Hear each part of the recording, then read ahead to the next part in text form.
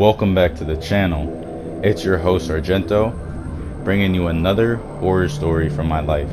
I know, I was almost murdered a week and a half ago at my job. But this time, I'm bringing you the time that me and my friends were almost kidnapped. So this story begins at our favorite sushi place in our hometown, and me and my friends, we go there a lot. We love the food and we eat a ton of it, and that's important for this story because we eat so much sushi when we go there that the restaurant blocked my old cell phone number, my house phone, my friend's cell phone, my mom's cell phone, because when we go there, we eat good. We eat like kings. So this time, we don't make a reservation, we just go there. And me and my two friends, we're eating like kings. We're enjoying life, we're laughing, we're having a great time.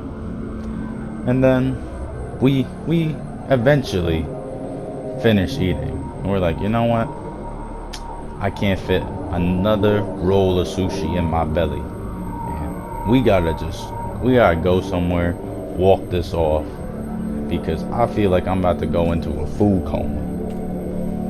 So we pay, we walk out of the restaurant, and we walk to this rec center that's close to the restaurant, and we go to the playground. Now this playground, I grew up on this playground, my friend grew up on this playground, and so we go there. So we start talking about stories from our childhood and the time where I threw a snowball into the principal's car, and the time where some girl got her lip cut open by a snowball that was thrown down a slide. And we're just talking about like all the good fights on the playground. And then this black SUV pulls up into the parking lot of the school that we used to go to, which is right next to the playground. So what we think, oh, they're probably doing drugs, maybe getting a little freaky, who knows? But we don't care. Like, we're full, we're having a great time, we don't care. So after like 15 minutes, they do a little turn, and their headlights are directly like in our eyes, like shining on the playground. And we're like, yo, what are these people doing? Like, they're just being annoying. Like, you guys were chilling and now you're just bothering us. So we were like, all right, you know what, let's just leave. So we begin to walk out of the playground and then to the rec center, and all of a sudden they rev their engine and they move to the other side of the playground where there's a parking lot for the baseball field, and that's where we are. So we run on the path that you can't drive cars on, just so that, you know, we're safe, and that if they get out of the car, we got a good, like, we're far away, like they can't outrun us from here. So we're just running this because we just got a weird vibe. Like, why would they follow us to, like, while we're trying to get home? So we're just walking now. We're kind of a little anxious just because it was a little freaky. And then they pulled around, and they're like right by the other parking lot, and they get out of their car and they're just watching us. There's this one guy, and he's just watching us. We can't see him, but he's just watching us, and it's just like weird. So we start booking it to my house. And my house is on the other side of the rec field, and you gotta run up a hill. So we're like, all right, let's do that, and everyone gets picked up from my house. So that's what we do. And it's about like 10:30 right now, and so it's pretty dark. There's nobody on the road. So we go to the other side, and guess who is at the other side. These dudes, and they're just like, they blocked us off.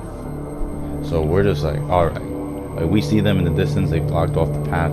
Let's go all the way back. So we run, and they drive all the way back around, but they don't see us because we took a new path that we went up the street past the playground and into this building complex that has a parking lot underneath, so they wouldn't find us.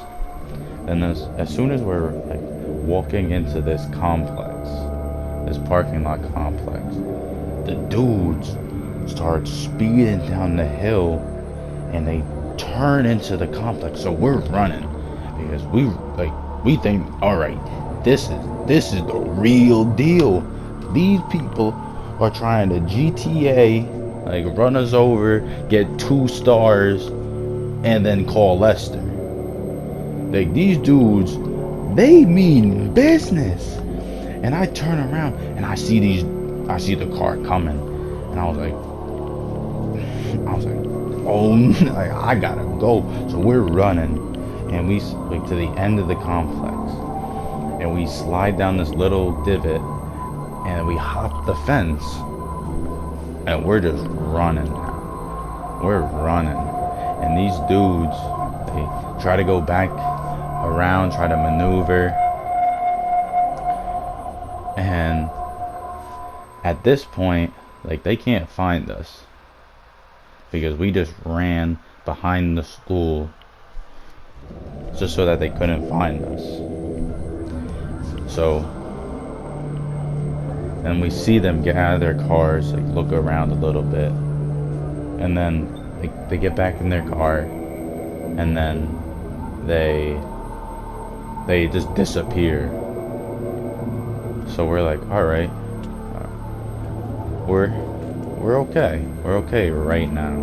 Like, we were debating on calling the police, but we didn't really know, like, what to do in that situation because we were still kind of kids, and we were just like, all right, everything was happening too fast to just sit down, call the police, and just tell them that there's these strange men chasing us around town with the intention of, like, running us over. And, like, these aren't like kids, these are like men, like, and it's just, like, weird that they're just, like, trying to like just try to inflict harm on a bunch of high schoolers who were just in a playground talking about life, talking about how, like, what we're gonna do in the future. So we're running,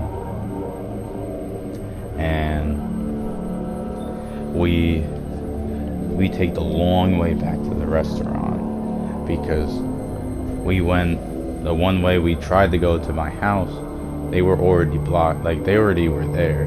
So I thought that they would instinctively go there because they knew that we tried to go there the first time. So we take the long way back to the restaurant, and it takes us a trip because we're, like, cutting through, like, neighbors' yards, and we're doing, like, a lot of stuff just to avoid the road. And we go to the back of the restaurant, we make our way up, and we get back to the restaurant, it's closed, and there's nobody there. We're just waiting for my friend's dad just to come pick us up, and we're just waiting. Like, we were scared because we were like, oh, maybe they were, like, in the restaurant, like, watching us, or like they were following us. So we were just ready. We were ready just to fight, run, whatever, just to survive. And then my dad's friend, he comes, we hop in his car, we take Andrew, my friend, home, but we don't say a word about this.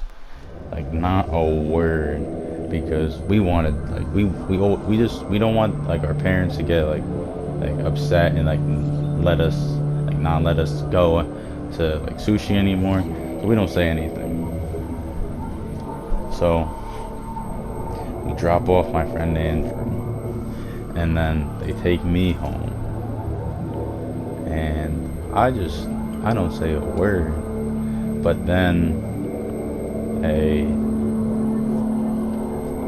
like a few days later, my father, who is in law enforcement, he's a judge, just tells me this out of the blue. It was just so creepy that there were these people, these group of men in a black SUV trying to lure kids into like their truck and then traffic them. And my dad only knew this because he was a judge. Alright, so nobody else in like the town knew but this was going on, but I knew the truth. And I never shared it with my friends because I didn't want them to like be worried. But guys, if you see this video now, we were really almost kidnapped and sold into trafficking. And that's the end of my story. I hope you enjoy it. I hope you got to this far, because I'm gonna announce that I'm going to be starting a series about just sharing some good experiences in my like life, just about like crazy horror stories or like freaky events that happened in my life. And I hope you guys enjoy them, because I got crazy feedback from the community, from my community, just about the video. And I'm excited to see like how you guys like this one. As always, thank you so much for subscribing and watching my videos. I love you guys. I appreciate everybody who watches and follows. And as always, I'll see you in the next video. It's Sargento, the Big Cheese. I'll see you in the next one. Peace.